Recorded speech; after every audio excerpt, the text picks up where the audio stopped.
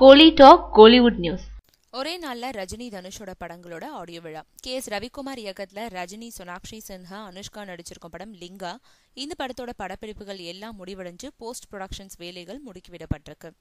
ரஜினி பிறந்த நாளான டிசம்பர் 12ஆம் தேதி படத்தை ரிலீஸ் செய்ய திட்டமிட்டிருக்காங்க. இதனிடையே சமீபத்துல லிங்கா படத்தோட டீசர் வெளியிடப்பட்டு ரசிகர்கள் கிட்ட நல்ல வரவேற்பு பெற்றிருக்கும் நிலையில இப்போ ஆடியோ வெளியீட்டு விழாவுக்கான வேலைகள் மும்முரமா நடந்துட்டு இருக்கு.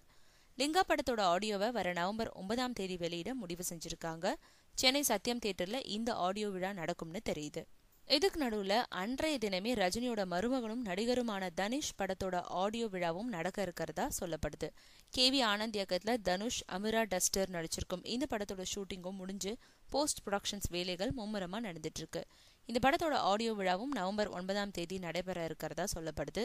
பொதுவா ஞாயிற்றுக்கிழமைகள்ல சினிமா நட்சத்திரங்கள் தங்களோட படங்களோட விழாக்களை நடத்துறது கிடையாது. ஆனா இப்போ ரஜினி மற்றும் தனுஷ் ஆகியோரது படங்களோட ஆடியோ விழாக்கள் ஒரே நாள்ல, அதுவும் ஞாயிற்றுக்கிழமை நடைபெற இருக்கிறது எல்லாரையுமே ஆச்சரியத்துக்கு உள்ளாக்கி இருக்கு. ரஜினியோட லிங்கா படத்தோட ஆடியோ விழா சென்னை சத்யம் தியேட்டர்ல காலையில நடக்கணும். தனுஷோட அநேகன் படத்தோட ஆடியோ விழா சென்னை AGS தியேட்டர்ல மாலையில நடக்கும்னு தெரியுது.